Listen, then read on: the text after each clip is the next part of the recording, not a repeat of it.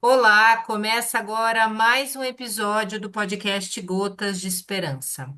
Espero que você aproveite nosso conteúdo, que sempre traz informações sobre a cannabis e sua diversidade como planta, contexto social, ambiental e cultural, e além, é claro, dos seus potenciais terapêuticos. Eu sou Cristina Segato, jornalista e editora deste canal, e dou as boas-vindas a você que acompanha este episódio inédito do Gotas de Esperança. Nossa proposta é contribuir com a educação canábica dos nossos associados, profissionais de saúde e público em geral, com conteúdo qualificado sobre o universo da nossa plantinha querida. Em cada episódio, teremos aqui cientistas, pacientes, advogados, médicos, dentistas, com abordagem simples e objetiva, atualizando você sobre saúde, bem-estar, meio ambiente, legislação e outros temas. O podcast Gotas de Esperança é uma produção da Associação Abrace e você pode acessar esse e outros episódios pelo Spotify. Procure por Gotas de Esperança no aplicativo ou, se preferir, no site da Abrace. Anota aí. Abrace Esperanca, tudo junto, sem cedilha, .org.br. abraceesperanca.org.br. A Abraça Esperança é uma associação de pacientes localizada em João Pessoa, na Paraíba, autorizada desde 2017 pela Justiça Brasileira a cultivar e fornecer derivados da planta cannabis aos seus associados em forma de óleo e spray. Para mais informações de como se associar e ter acesso ao óleo Esperança produzido pela nossa associação, acesse o site da Abraça. E hoje nós temos aqui o Dr. Hélio Mororó, cardiologista, geriatra, professor de pós-graduação e graduação em medicina e prescritor de cannabis medicinal. Doutor Hélio, seja muito bem-vindo aqui no nosso programa. Tudo bem com você? Como que você está? Muito obrigado, Cristina. Estou ótimo. É uma honra estar aqui junto com você para a gente falar de um tema que é tão gostoso, tão caro e que, graças a Deus, vem sendo desmistificado no dia a dia. A planta, ela vem retomando o seu lugar na fitoterapia, na farmacopeia brasileira. Agora, recentemente, né, nós tivemos essa grande notícia dela retornar para a nossa farmacopeia, de onde nunca deveria ter saído. Então, é uma honra muito grande poder estar aqui e ajudar os seus ouvintes a compreender mais um pouquinho como a gente pode ajudar o próximo utilizando todos os componentes que nós temos nessa planta maravilhosa. A honra é nossa de poder conversar sobre esse tema tão caro, tão importante, tão relevante, que é cannabis e envelhecimento. Hoje nós vamos falar aqui com o Dr. Hélio, que é um especialista nesse assunto, né? A gente está vendo que esse desafio, né, tanto no Brasil quanto no mundo, a longevidade está aumentando, ou seja, as pessoas estão vivendo mais, o que é muito bom, né? E com ela, com a longevidade, surgem questões sobre qualidade de vida, autonomia, bem-estar e uma série de coisas. E nesse contexto, a cannabis, ela tem se mostrado uma aliada muito importante para a população idosa. Então, em relação a isso, como é que a cannabis ajuda no envelhecimento? Como é que a gente pode trabalhar essa ferramenta terapêutica no envelhecimento?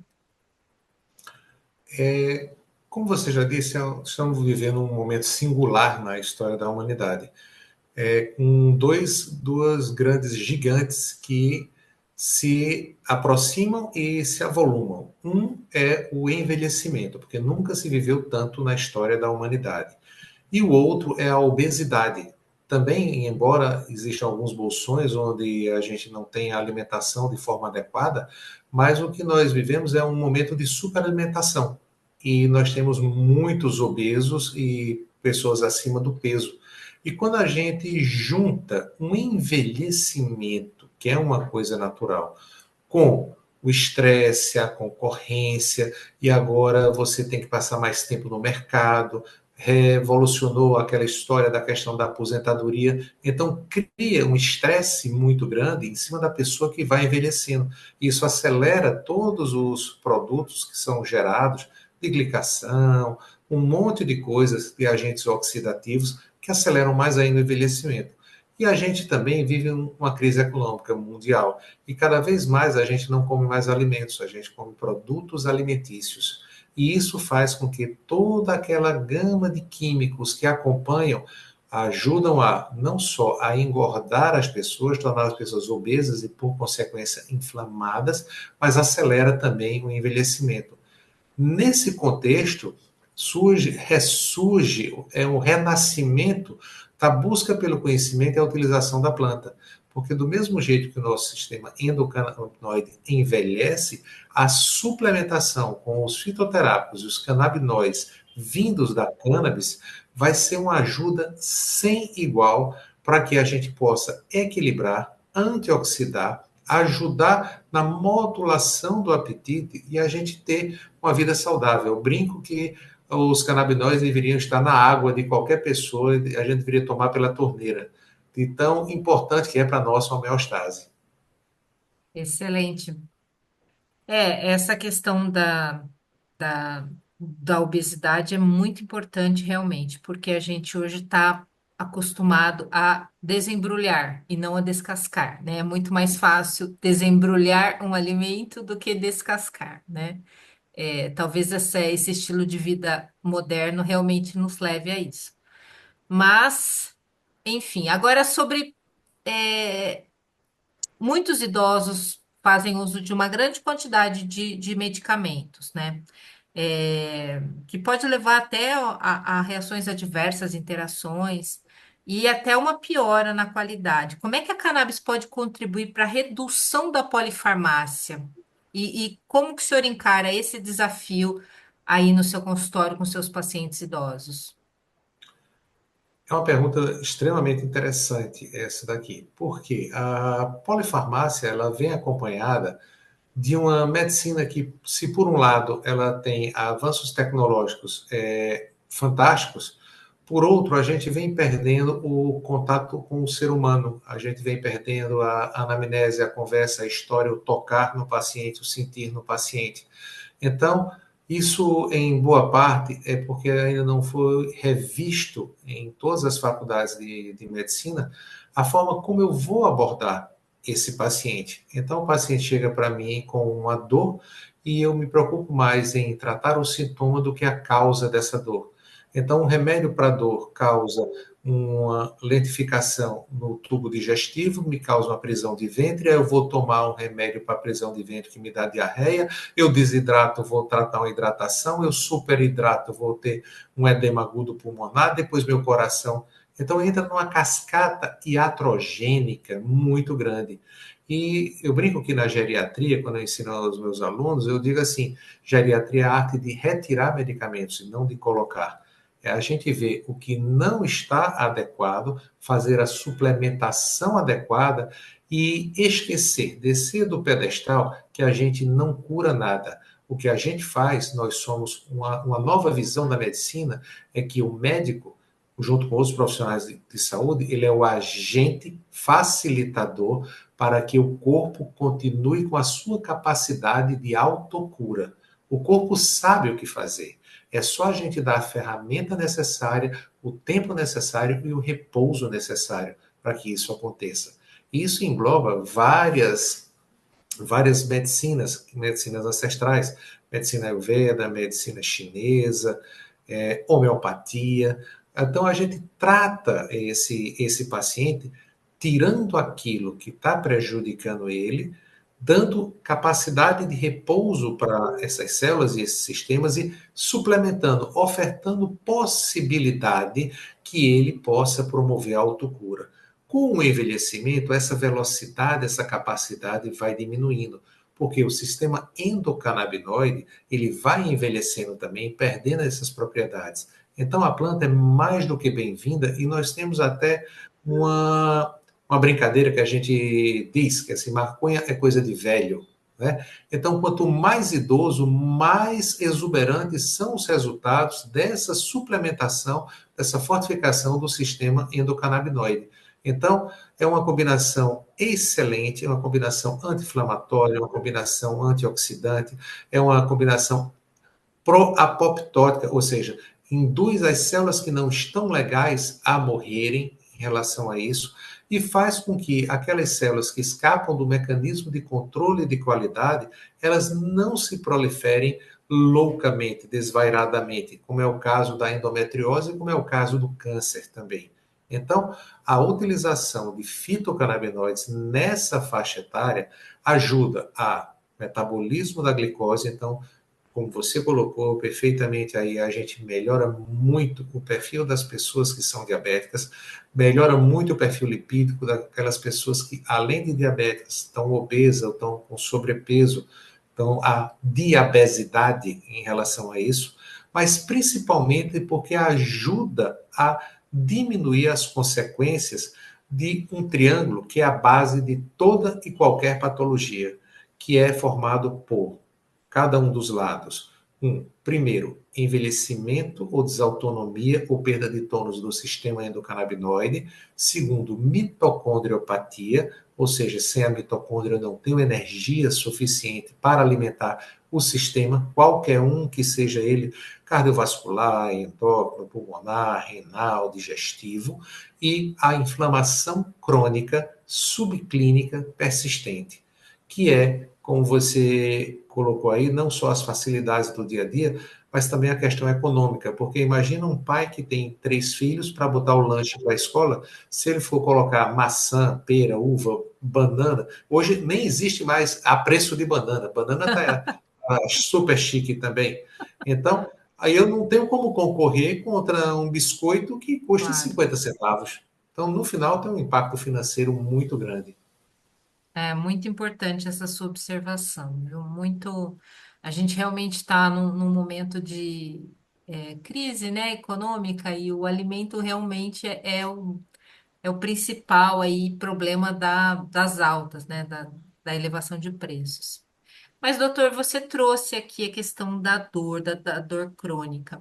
E a gente pode falar também da insônia, né? Insônia, Sim. distúrbios do sono são frequentes no envelhecimento, na terceira idade, e impactam muito na saúde, principalmente na saúde vascular também, né? Cardiovascular, e cognitiva. A cannabis pode ser uma ferramenta para restaurar esse ciclo de sono saudável?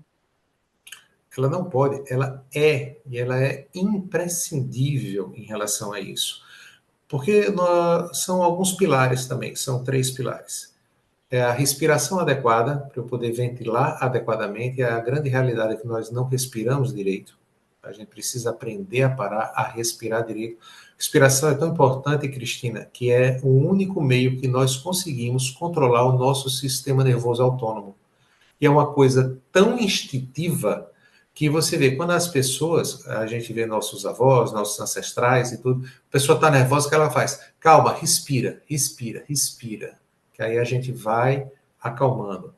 A outra coisa é beber água. A gente não bebe água como deveria beber. A gente tem que consumir em média 3 litros d'água por dia. É uma média, 2 litros e meio, 3 litros d'água. Aí o pessoal pensa, vou tomar isso de vez. Não, é passar o dia tomando água. Isso é importante. A última coisa que a gente toma antes de dormir e a última coisa que a gente toma, a primeira coisa que a gente toma ao acordar. E o dormir, porque no dormir é uma coisa fisiológica, na escuridão total. Se você não tem essa condição, coloca aquele tapa-olho, coloca aquele protetor de ouvido. É importante porque no sono e nas fases mais profundas do sono é que acontece a restauração das células, a liberação da melatonina, que não é só o hormônio do dormir, mas o hormônio da imunidade. Ela tem diversas funções. O GH, que não é só de crescimento, é de restauro das células também. Repouso, a gente não fazer uma alimentação muito pesada quando for deitar, porque a gente precisa dar um repouso ao nosso sistema digestivo, que afinal de contas a gente come o mundo e o universo ele entra na gente através do sistema digestivo. Então a gente precisa dar um repouso para que ele se recupere e ele continue absorvendo, porque é uma coisa tão importante, Cristina, não adianta eu dar o melhor dos suplementos, o melhor dos medicamentos, se o meu intestino ele tá horrível, ele não está absorvendo, está com a desbiose, uma alteração da microbiota, que antigamente a gente chamava flora intestinal. Então, o que acontece? eu não vou absorver a maioria dos remédios, dos suplementos, vão passar direto em relação a isso e eu vou ter uma perda muito grande. E a cannabis, nesse momento, ela age com uma situação fantástica. Ela restaura esse equilíbrio e esse intestino permeável, o leaky gut. Restaurando isso aqui, ela faz com que eu tenha uma fisiologia mais adequada, uma liberação de serotonina, eu faço com que eu relaxe mais e que eu consiga dormir melhor. Eu conseguindo dormir melhor, eu entro num ciclo agora virtuoso, que aí você vê, eu consigo dormir, eu acordo, eu bebo água, eu faço atividade física, na medida do possível eu cuido da alimentação e eu procuro não me estressar na medida do possível. Velho, como é possível eu não me estressar? É muito viável que isso aconteça. Por quê? Vamos ver. O que você está preocupado depende de você? Não, então está resolvido. Então não fica pensando nisso. O que você está preocupado depende de você? Resolva. Que aí o pessoal tem uma dependência muito grande, uma questão de necessidade de, até cultural, né? É o rei disso, é o papa disso, aquele negócio, o expoente e tudo, como se as pessoas precisassem de alguém para tomar conta da sua vida e não tomassem a responsabilidade. Eu sempre brinco, digo tanto os alunos como em casa, meus filhos também, seguinte, criança faz o que quer, adulto faz o que é preciso. Então, a gente tomar essa responsabilidade sobre a nossa consciência, dormir bem, depende de quem? Depende de mim. Beber água, depende de quem? Depende de mim. Procurar me alimentar adequadamente, depende de quem? Depende de mim. Fazer atividade física, depende de quem? Depende de mim. Não utilizar o tempo absurdo que eu passo nas redes sociais, depende de quem? Então, quando a pessoa diz que não tem tempo, na verdade, ela não tem gerenciamento do tempo que ela existe, que tem 24 horas para todo mundo. Se você for ver, por exemplo, eu não tenho tempo de fazer atividade física. Dá uma olhada no celular, você passou mais de 2 ou 3 horas numa rede social. Então, você tem tempo. Vamos aprender uma nova língua, uma língua básica, um inglês. Por quê? Porque eu vou até ter acesso a novas informações, participar de podcasts, de outras coisas assim também. Eu não tenho tempo. Não, você não tem, não é prioridade para você. Então, quando a gente determina isso aí, a gente vive muito melhor. E também uma outra coisa, já que estamos falando em idoso, a questão de alimentação. O idoso, ele tem uma alimentação muito rica em carboidrato, em açúcar, essas coisas refinadas. E a alimentação do idoso não é diferente da alimentação do bebê. E se a gente for olhar, o bebê é completamente dependente. O idoso vai chegar a uma fase de vida que vai ser completamente diferente, dependente também. Então, por que é que eu faço? Eu cozinho uma batata, um chuchu, uma cenoura, machuco e dou para o meu bebê. Eu não posso fazer isso para o meu idoso. Eu só dou pão e leite, pão e papa. Então, eu termino com glúten, termino com lactose, termino destruindo um intestino que já está envelhecido, já não está podendo reagir em relação a isso aqui. Então, é tudo, sinceramente, muito simples. É uma questão de ajuste em relação. E a gente aprende pra caramba com a nossa planta, que ela é um dos maiores exemplos da bondade de Deus, quer seja qualquer uma da religião ou de como acredita os seus ouvintes também, mas é uma planta tão perfeita que ela, quando ela é agredida, aí é que ela produz canabinoides. E aí é que ela produz toda a substância que a gente precisa para nos reequilibrar, nos reconectar. Então, a planta, independente, como a gente veja, de reconexão com Deus. Por quê? Se a gente for ler, mais uma vez eu digo, independente de religião, se a gente for ler a Bíblia, a gente é a obra mais perfeita da natureza. Somos feitos só um pouco menor do que os anjos. Gente, isso é uma perfeição absurda, fantástica. E nós temos uma planta que é uma planta ancestral que vem lá de trás, porque o nosso criador, o design inteligente, já sabia que a gente ia fazer tanta besteira e ia precisar de alguma coisa. Então, ele já colocou essa planta no nosso caminho. E é uma oportunidade muito grande que agora a gente está podendo falar tranquilamente, a gente pode discutir uma parte de ciência, a gente pode discutir também quando for o momento adequado, no fórum adequado, no local adequado, a questão do uso para fins adultos, para fins hedônicos, para fins de prazer, sem um preconceito, uma discussão adulta, sem agressão e muito serena. Assim como a gente pode discutir a questão do álcool, assim como a gente pode discutir a questão do tabaco, assim como a gente pode discutir a questão dos opioides também. Então, tudo aquilo que pode levar ao ser humano a um costume, uma necessidade tão grande que beira uma coisa chamada dependência. Então, nos fóruns adequados, com a serenidade adequada, há que se discutir essa parte também. E é muito bom quando você coloca assim, estamos falando aqui da parte medicamentosa, da parte ciência, em relação a isso aqui.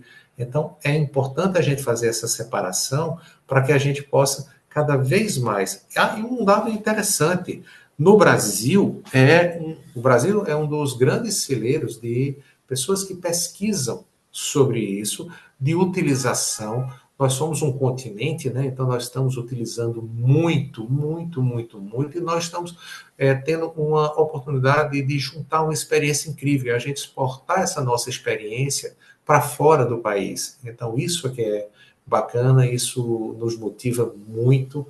Que a gente tem uma experiência, a gente trata crianças recém-nascidas a uso de paliação e finitude. Então, passando por toda essa gama, a gente tem juntado uma experiência bem bacana, bem interessante.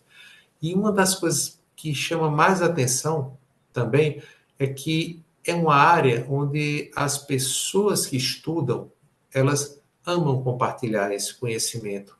A gente não... o pessoal fica surpreso com a gente. Esse slide, aqui, pode pegar. E esse podcast, pode escutar, leve. E esse livro aqui é seu, toma, tudo. Porque o máximo que a gente faz quando a gente pesquisa, quando a gente desenvolve produto, quando a gente faz alguma coisa desse tipo aqui, é compartilhar. Olha que coisa legal, eu descobri isso aqui. Vê se serve para você. Então, esse sentimento, essa solidariedade de um ajudar o outro é muito bacana, muito importante. E haja vista a sua paixão, né? Porque agora eu fiquei emocionada, assim, por esse envolvimento que você tem, né? Como é que foi que você começou a... vou introduzir essa ferramenta terapêutica no meu consultório, na minha prática clínica. Quando é que foi que começou, doutor? Teve algum momento aí? Aconteceu alguma coisa? Você prescreveu para alguém da família? Conta a sua história pessoal com a cannabis.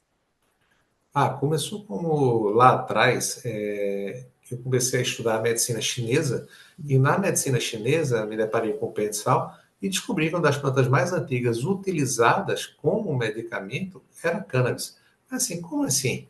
A maconha, que todo mundo diz aqui que era para o mal é utilizada há séculos, e para quê? Para dor, para epilepsia, para problemas femininos, como dores, menstruação, cólicas. Eu fui estudar, fui me aprofundar na história e fiquei estarrecido, assim, como que a gente, eu como professor de fitoterapia na faculdade, eu disse, como que isso não é ensinado? Como que eu não posso discutir isso aqui em qualquer planta em relação a essas coisas, mas principalmente do cannabis, que tem uma história de recentemente ter sido banido Exato. por colocar, alguém colocou no lugar, estava essa pessoa com má intenção estava no lugar certo, na hora certa e tudo, na convenção do pessoal discutindo a questão do ópio. Aí o caso, vamos botar para proibir, aí levantou a mão, só aproveita e inclui aí a maconha, o cannabis. Aí incluíram lá atabalhoadamente e pronto, deixou. Sem falar que, historicamente, a gente tem umas coisas assim bem interessantes, que a proibição, ela nos deixa um cheirinho de ar, de conspiração e tudo. Não é, já está provada, mas eu gosto de falar assim, o cheirinho de ar de conspiração, por quê? É uma fibra muito mais resistente do algodão. O algodão que estava nascendo nos Estados Unidos, o plantio, e eu precisava divulgar. É uma planta que por si só é uma farmácia, é uma grande concorrente, enquanto eu fecho universidades médicas nos Estados Unidos, faculdades médicas nos Estados Unidos, para direcionar para o uso de medicamentos químicos, da indústria química nascente. Eu preciso de um instrumento que me ajude a controlar populações ou criminalizar populações. Então, eu pego o pessoal que atravessou a fronteira do México, os mexicanos fugindo da Revolução e vão habitar as periferias. Eu pego uma atabalhoada em todo o mundo, a abolição da escravatura, onde de repente eu pego, olho para uma pessoa e falo, pronto, a partir de hoje você é livre. E eu vou fazer o quê? Eu vou comer o quê? Isso não é problema meu, você é livre. Então, solto no mundo isso aí também. E aí eu não tenho como acomodar essas coisas. E eu começo a ter tudo no mundo é negócio. E eu começo a ter um negócio da prisão e eu preciso de clientes. Então, nada mais interessante do que eu criminalizar tanto o álcool, como foi em 1920 nos Estados Unidos, por assim, criminalizar o álcool e algumas outras coisas também.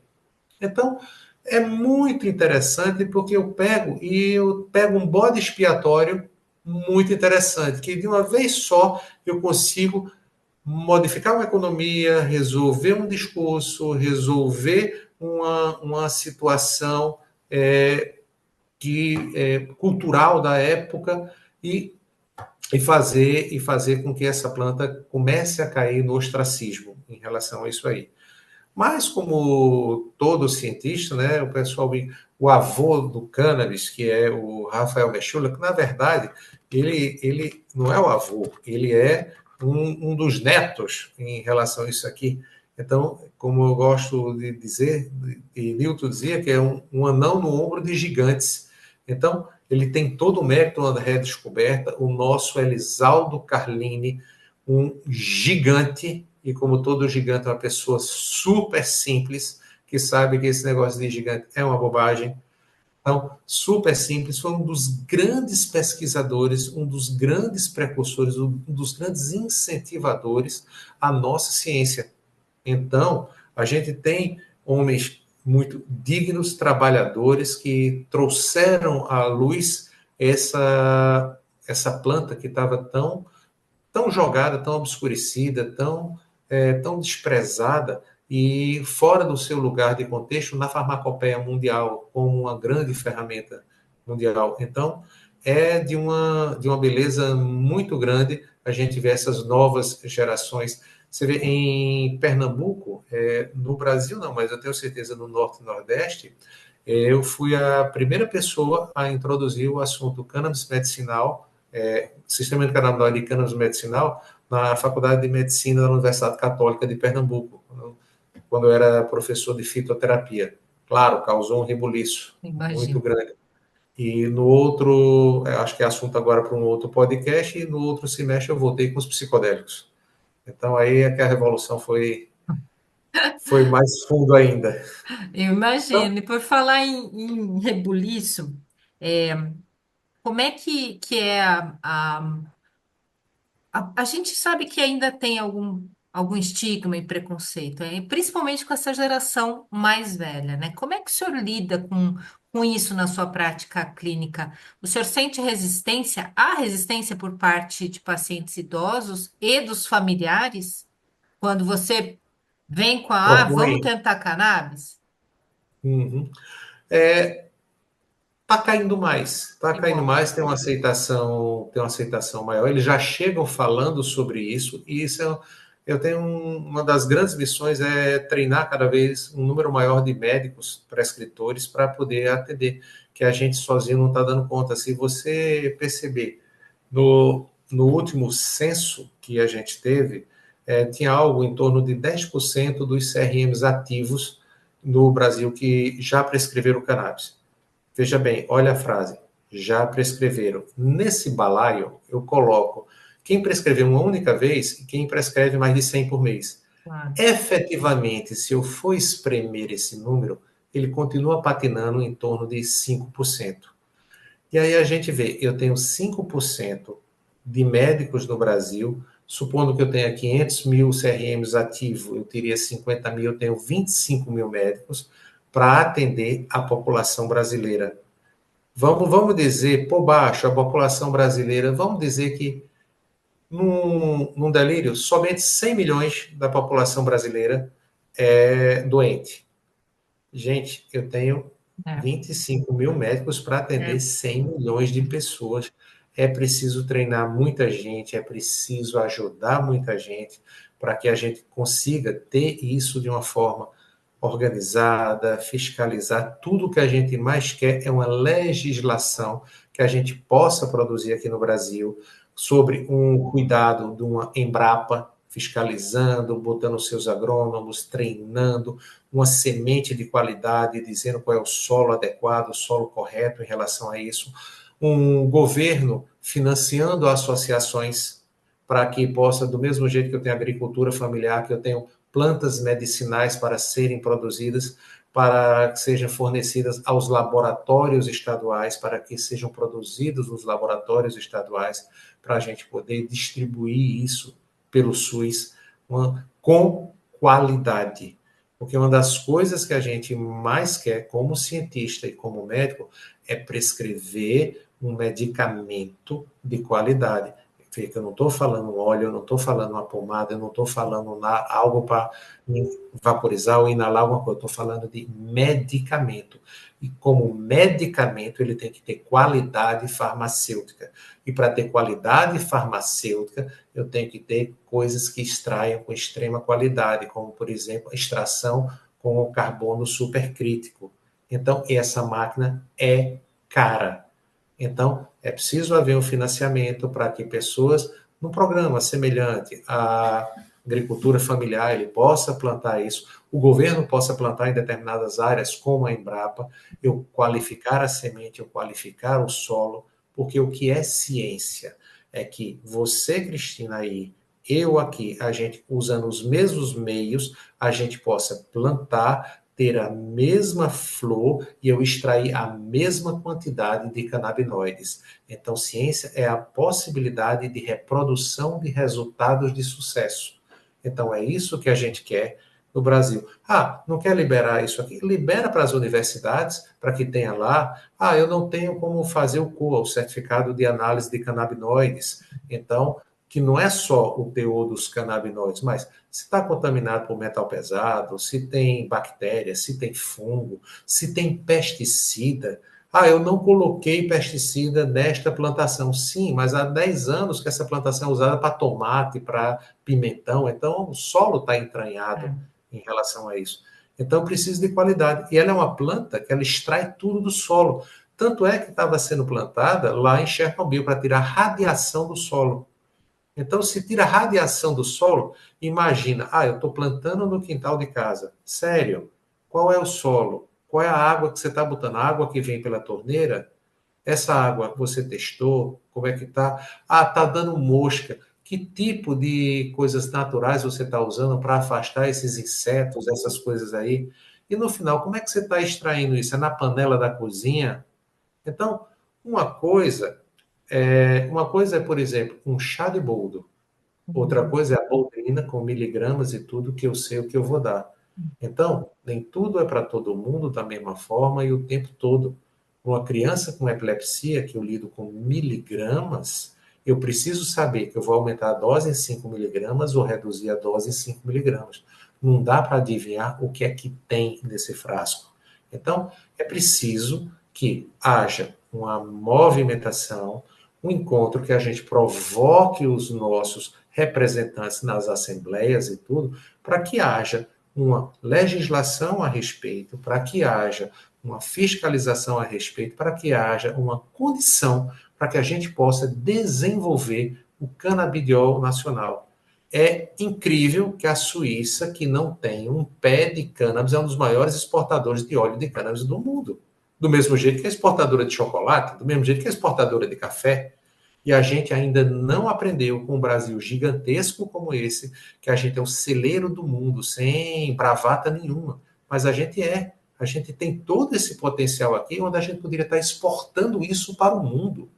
Não só a parte técnica, mas também o produto em si. E eu acho que está muito próximo da gente conseguir isso, está caindo as barreiras, todas as pessoas, todas as famílias, todas, têm. Vão ter um idoso em casa, com todos os problemas da idade, com todo o Alzheimer, o Parkinson, toda a família vai ter uma pessoa no transtorno do espectro autista, inevitavelmente. Toda pessoa vai ter alguém com ansiedade, transtorno de ansiedade generalizada. Toda família tem alguém com depressão. Toda família tem alguém com, no caso das meninas, com problemas que giram em torno da menopausa, calor, fogacho, alterações hormonais, tudo. Todo homem tem problema na próstata, toda família tem um homem mais idoso com problema na próstata, todo mundo na família tem alguém com câncer. Então, cara, eu tenho uma planta que pode me ajudar a manejar todos esses problemas e eu não estou discutindo ela com a serenidade, a seriedade e a profundidade que ela merece. Então, o tema idoso, eu brinco, não dá para discutir envelhecimento sem discutir sistema endocannabinoide, Claro. sem discutir fitocannabinoide. Não tem como fugir disso aí. Ah, Nossa, me desculpa, Cristina, que quando eu começo a falar, eu mas, sou muito tagarela. Você me interrompa, mas por deixa, favor. não, deixa eu lhe dizer uma coisa. Imagina um entrevistado que não fala. Para mim é excelente, eu estou muito feliz. E, claro, falas de qualidade, né? Agora, para a gente finalizar a entrevista, uma Ok. pergunta sobre o futuro mesmo, sobre como é que o senhor enxerga o futuro do uso da cannabis medicinal no uso dos idosos, no cuidado dos idosos, né? Existe uma possibilidade da gente incorporar essa terapêutica nas diretrizes médicas do SUS? Com certeza, com certeza. Eu digo mais, certeza absoluta. É uma coisa inevitável, Hum, inevitável, nesses próximos 3 a 5 anos. Vai ser bacana quando daqui a 3 a 5 anos a gente fizer um novo e a gente resgatar essa gravação para a gente sim. ver. É inevitável. Por quê? 20% da população idosa consome 80% dos recursos do Sistema Único de Saúde. Então, é uma urgência com que eu tenha isso institucionalizado pelo SUS, com pessoas treinadas, para adequadamente eu ver qual combinação de canabinoide vai ser mais útil e vai ter um impacto maior para as pessoas. Eu tenho uma base, é um esqueleto genérico, mas eu tenho que ter uma atenção mais individualizada, mais do que individualizada, personalizada. E eu vejo crescer muito uma especialidade médica chamada saúde da família, que é a base de tudo. Este é um dos profissionais mais completos, porque ele recebe ali, ele é a porta de entrada do sistema de saúde, ele recebe desde a criança, da mulher gestante, da criança ao idoso, e ele vai acolher isso aí. Então, é um dos profissionais mais bem preparados que nós temos no mercado em relação a cuidado da família. E o termo, se a gente parar para analisar, eu gosto muito da etimologia, a origem das palavras, é o médico da família, é o resgate daquele profissional. Que eu sempre vou ter o especialista, é importante eu ter o especialista, aquele cara que é especialista em neurocirurgia da artéria cerebral média, em relação. Eu vou precisar desse cara em relação a Sim. isso aqui.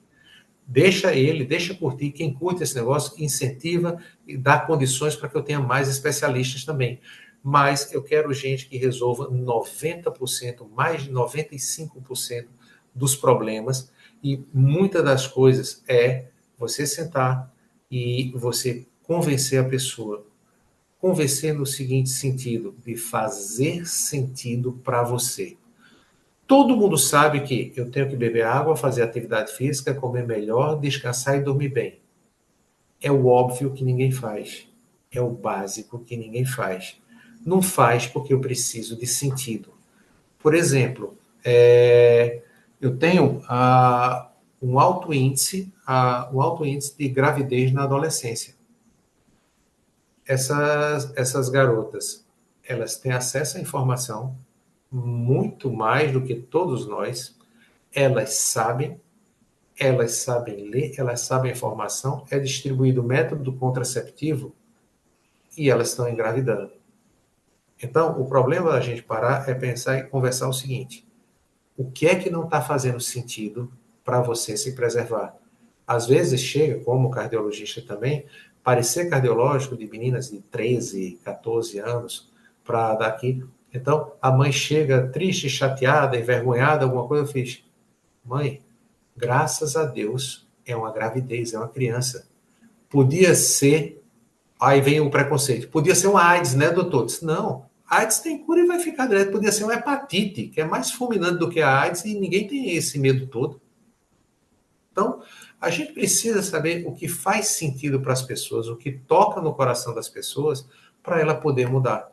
Eu tenho um exercício que eu faço muito com meus idosos, faço muito com as pessoas, que é o seguinte: